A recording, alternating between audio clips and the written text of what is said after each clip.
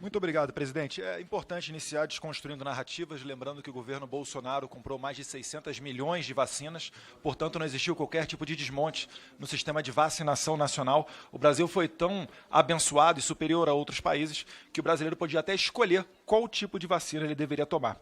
Lembrando que o primeiro vacinado no mundo ocorreu na Inglaterra, no dia 8 de dezembro de 2020, e pouco mais de um mês depois o primeiro vacinado foi no Brasil, exatamente no mesmo dia em que a Anvisa liberou a vacina, né, que autorizou o uso da vacina da AstraZeneca e da Coronavírus. Ainda lembrando também da AstraZeneca e da Coronavac. Ainda lembrando também que todas as vacinas, essas 600 milhões de doses compradas pelo Brasil e aplicadas no Brasil, foram compradas pelo governo federal. Ainda falando sobre o desmonte, nessa minha breve introdução, relembro que das últimas 6 campanhas eleitorais, o PT ganhou 5 para presidente. E então, uma matéria aqui, que vem a bom momento falar, né, do Observatório de Política e Gestão Hospitalar, a apuração do CFM aponta para uma perda de mais de 34 mil leitos nos últimos 8 anos. A análise aqui é feita de 2010 a 2018, englobando, então, o governo Lula da Silva e Dilma Rousseff. Então, essas consequências que a ministra apresentou, o cenário ruim que ela tem que resgatar a saúde brasileira, certamente isso se deve aos governos do PT, notoriamente governos que bateram recorde em escândalos de corrupção. Se não tivessem roubado tanto, talvez não teríamos um sistema tão ruim com relação a essa fotografia da saúde. O primeiro argumento que eu trago aqui, senhora presidente, é do fato da Dinamarca ter em setembro de 2022, desde setembro de 2022, não indicava mais vacinas para a Covid-19 para qualquer pessoa com menos de 50 anos de idade. Os riscos, desde aquela época, superavam os possíveis benefícios. A indicação poderia ocorrer apenas em pessoas com múltiplas comorbidades, de alto risco e apenas depois de uma avaliação médica criteriosa. Agora, desde setembro de 2023, esse limite subiu ainda mais, foi para 65 anos, no mínimo. Além disso, sempre de modo voluntário, nunca obrigatório. Está aqui o documento do Ministério da Saúde da Dinamarca, que vai em total contraposição a essa atual política do governo federal brasileiro. Pergunto, a Dinamarca, reconhecidamente um dos países menos corruptos do mundo, fez um cálculo de risco e benefício e concluiu que as vacinas da Covid-19 são indicadas apenas para idosos.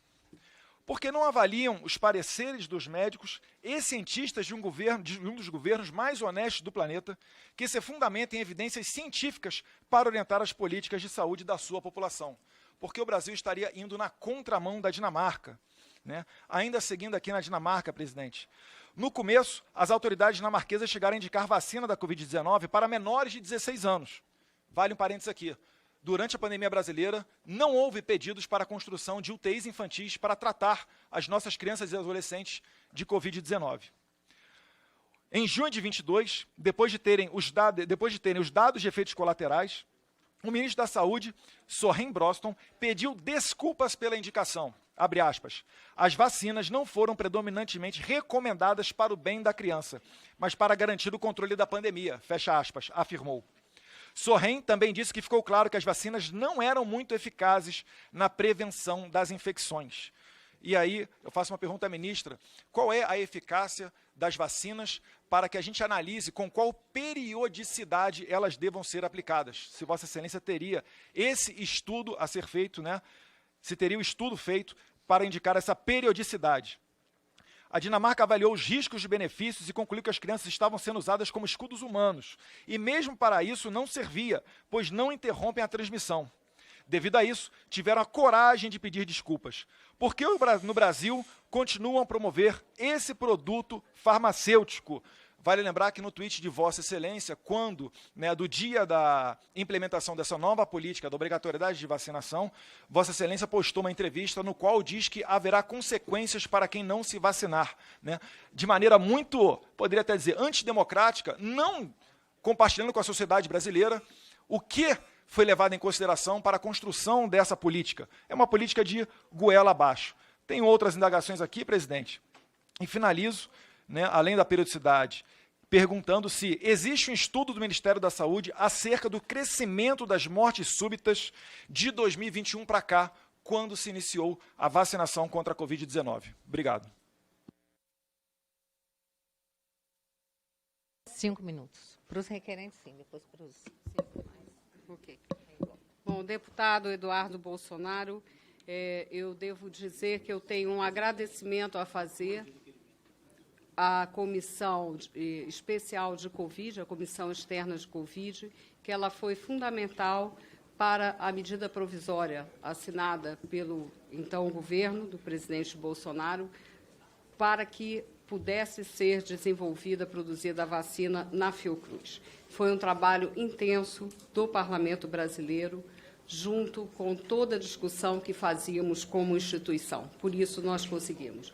Da mesma forma, eu testemunhei a reunião em que governadores de todos os partidos pediam para que fosse assinado o acordo com o Instituto Butantan. Esse acordo demorou uns 3 meses para ser assinado. E da mesma forma que todos testemunhamos a dificuldade de incorporação da vacina da Pfizer.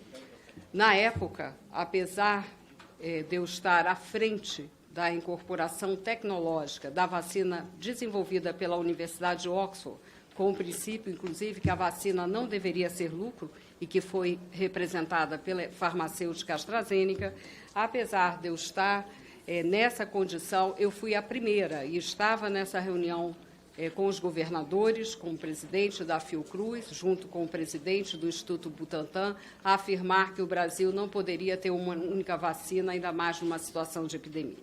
Então, a situação de pandemia coloca uma série de questões especiais em que não se compara a vacina, né? Isso é até um malefício, ficar se comparando vacina numa situação de emergência. Com relação ao que é a eficácia das vacinas, isso já está também devidamente atestado em artigos de pesquisadores da London School of Hygiene, da Inglaterra, da Universidade de Oxford, pesquisadores do grupo brasileiro, que é reconhecido internacionalmente como referência para os estudos de eficácia da vacina de Covid, que eu já mencionei na apresentação inicial. Essa efetividade na aplicação se dá para as mortes e para os casos graves, portanto, reduzindo hospitalizações. Esse é o consenso estabelecido pela ciência. No mais, é jogo de palavras. Isso está bem estabelecido pelas fontes mais confiáveis da ciência em todo o mundo e no Brasil, sendo o Brasil parte dessa comunidade internacional. Então, é o que eu tenho que dizer com relação a essa questão. Também eu quero dizer que os governos do presidente Lula e da presidenta Dilma foram responsáveis por programas que impactaram de uma forma efetiva a saúde da população brasileira. E é isso que nós estamos retomando, além de inovações necessárias para um quadro de saúde mais complexo. Então, programas como a Farmácia Popular, o programa que, em qualquer pesquisa de opinião, extremamente bem visto pela população, garantindo acesso a medicamentos. Programa como Mais Médicos, que nós vamos chegar a 28 mil médicos em atendimento no nosso país. Programas como a expansão da saúde da família, que ocorreu entre os governos do presidente Lula e da presidenta Dilma, com impacto fundamental em redução de mortalidade infantil, em melhoria da qualidade de vida. Programas como Bolsa Família, que hoje parece consenso, mas que foi duramente atacado pelos setores conservadores da nossa sociedade. Um programa que foi responsável também pela redução não só de mortalidade infantil, mas de várias doenças. Portanto, eu repudio também, já que a palavra repudia é tão usada com tanta frequência aqui, eu repudio essas insinuações em relação aos governos anteriores do presidente Lula e da presidenta Dilma, e faço isso com dados, faço isso com informações, há um conjunto de artigos sobre as afirmações que fiz em relação ao Bolsa Família e os programas da área de saúde. Portanto, a vacinação é uma política pública que nunca foi partidarizada nesse país, nunca foi. Eu sou testemunha, como estudiosa da vacinação que fui nos meus tempos de pesquisadora da Fiocruz, publicando vários trabalhos sobre isso. Lembro, entre outros nomes, Dr. João Batista Rizzi, não é, e todo o seu trabalho na questão das imunizações, Dr. Ciro Quadros e tantos outros nomes de referência. Infelizmente, o tema tornou-se um tema politizado. Eu acho que a política é uma dimensão importantíssima, mas ela não pode nos desviar do cerne maior da saúde, que é proteger a vida, que é salvar vidas, e é com essa orientação que nós incluímos a vacina de Covid-19 para crianças no calendário de vacinação anual. Deputado Eduardo, Vossa Excelência tem 1 minuto para réplica, e somado ao tempo de liderança, que Vossa Excelência vai usar agora? É metade. Metade do tempo de liderança, pois não.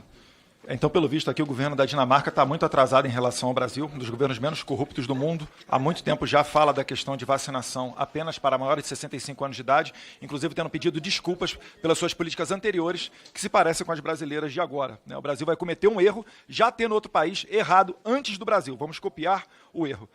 E também diz aqui que a apuração do CFM, o Conselho Federal de Medicina, mas parece uma fake news, falando das 34 mil leitos que foram perdidos entre 2010 e 2018, períodos aqui de governo do PT. Além disso, a ministra, em que pese ter exposto aqui, falado de Bolsa Família e outras políticas, ela não respondeu de maneira objetiva se existe um estudo sobre a eficácia da vacina, de maneira a colocar de quanto em quanto tempo seria necessária essa vacinação, a cada 1 ano, a cada 2 anos, a cada 3 anos. E também se existe um estudo acerca do crescimento de mortes súbitas, porque parece que o mundo inteiro está vivendo uma epidemia de mortes súbitas, prezador Osmar Terra. Parece que está coincidindo com a questão da vacina, mas vale lembrar aqui o que diz a bula da Pfizer. A bula da Pfizer, com a vacina da Pfizer, que não foi atrasada pelo presidente Bolsonaro, a Pfizer queria entrar aqui com aval apenas do presidente, sem qualquer tipo de responsabilização por efeitos colaterais. Se o presidente hoje é investigado por talvez ter molestado uma baleia, o que teria acontecido se caso o presidente Bolsonaro tivesse autorizado o uso da Pfizer aqui, atropelando a Anvisa? Tão democrático de que esperou o parecer técnico-científico da Anvisa para aplicar a primeira vacina aqui no país. Mas vale lembrar aqui a bula da Pfizer. Ela diz que a vacina não é recomendada para quem tem alergia à injeção, se ficar nervoso ou já desmaiou com alguma injeção, se estiver com febre, problemas de hemorragia, se estiver com alguma infecção, se tiver o sistema imunológico enfraquecido, se estiver grávida ou em amamentação, e tem como possíveis efeitos colaterais miocardite e pericardite, ou seja, pode levar a óbito através de ataque do coração, e também já foram relatados, na bula da Pfizer está dizendo, que já foram relatados após a vacinação, abre aspas, normalmente os casos ocorreram com mais frequência em homens mais jovens e após a segunda dose, fecha aspas. Eu não consigo entender por que está querendo se tratar de obrigatoriedade justamente naquele grupo de pessoas menos suscetíveis a ter óbito por conta de Covid. Será que não é muito extremo obrigar o filho do pobre a se vacinar? Porque o pobre, ele não faz exames com periodicidade. Talvez ele seja a pessoa com a sua imunidade fraca, vai tomar a vacina para não perder o seu benefício, para que ele não seja jogado pelo governo Lula na miséria. Vale lembrar ainda, a ministra ressaltou aqui que depois de vencer aqui a resistência conservadora, é que hoje se aceita o Bolsa Família. A primeira pessoa a falar nisso foi Milton Friedman, um liberal, quando ele falava do imposto de renda invertido. Isso daí não tem nada de novidade do governo Lula. O governo Lula ele apenas pegou a política da FHC, uniu o Vale Gás, dentre outros benefícios, e colocou um nome bonitinho, deu uma maquiagem para dizer que é do PT. Não é do PT. E graças ao governo Bolsonaro, hoje, eu não sei se mantém essa política, mas quem tinha o Bolsa Família podia trabalhar. Ele não era escravo do Bolsa Família para ser usado na época de eleição, dizendo que, olha, vote aqui no candidato do PT, porque se votar no outro, você vai perder o seu Bolsa Família. Não. Hoje o cara recebe Bolsa Família e pode trabalhar recebendo por 2 anos o Bolsa Família. Política do governo Bolsonaro para tirar as pessoas da pobreza. Mas reitero aqui, a Suíça, desde abril de 2023, também um dos países menos corruptos do mundo, foi um pouco além da Dinamarca. Depois de um rigoroso cálculo de risco e benefício, os cientistas suíços concluíram que as vacinas traziam mais riscos que benefícios à população em geral, Pergunto, ministra, o governo da Suíça é negacionista? É antivacina? Será que o governo da Suíça é genocida, igual o governo da Dinamarca? E segue aqui. Ainda é possível um médico recomendar na Suíça a vacina, desde que ele assuma as responsabilidades. Coisa que não ocorre aqui com o governo brasileiro, que quer obrigar as pessoas a vacinarem seus bebês de 6 meses de idade. E finalizo com mais uma pergunta. Os países que mais se preocupam com a saúde da população e onde reconhecidamente as autoridades têm menos probabilidade de serem corrompidas em nome de lucros corporativos, não forçam a vacinação em pessoas de baixo risco. Existe alguma pressão, ministra, externa, à ciência e à saúde, para que os senhores exijam que esses produtos sejam inoculados à força dentro dos corpos dos brasileiros? E, repito, será que não é demasiado extremo cortar o Bolsa Família de quem não... Ministra, tem... Só para poder responder, a que pressões externas o senhor se refere?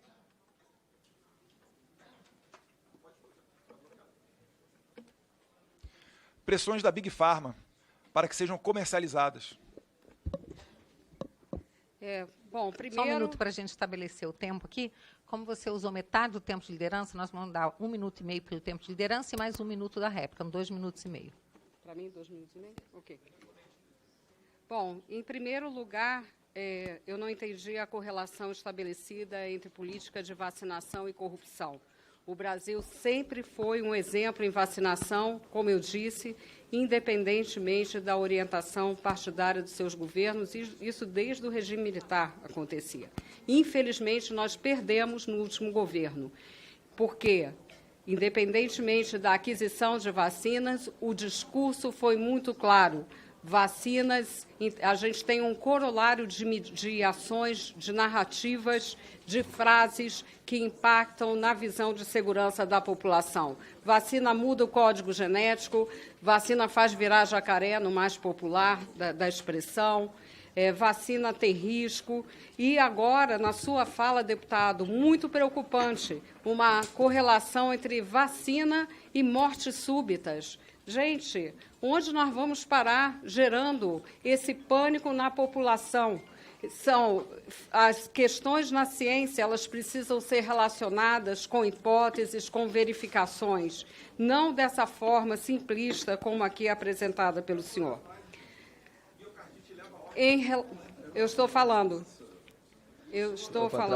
Bom, fatos científicos. Mais de 110 mortes de criança em 2023 por Covid-19, crianças menores de 5 anos. É em cima desses dados que nós estamos trabalhando para colocar a vacina de Covid-19 no calendário de vacinação.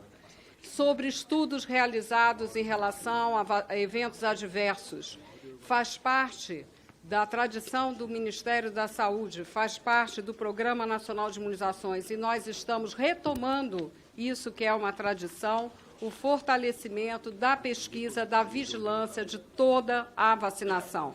Não há nenhuma morte de criança associada à vacinação. Isso eu posso afirmar com base nos nossos estudos. Nenhuma morte de crianças em decorrência de vacinação. Efeitos adversos de vacinas são fartamente documentados na literatura. A vacina é sempre um instrumento de saúde pública, a própria vacina de febre amarela é um exemplo disso, e quem vai para a área endêmica e não se vacina corre um seríssimo risco de morte, como creio que a maioria dos senhores sabe. Ministra, eu sei que Vossa Excelência, inclusive, está com pressa, querendo se ausentar, mas vai ter a oportunidade de responder o resto depois das outras perguntas. Eu vou passar para o próximo requerente, deputado Áureo.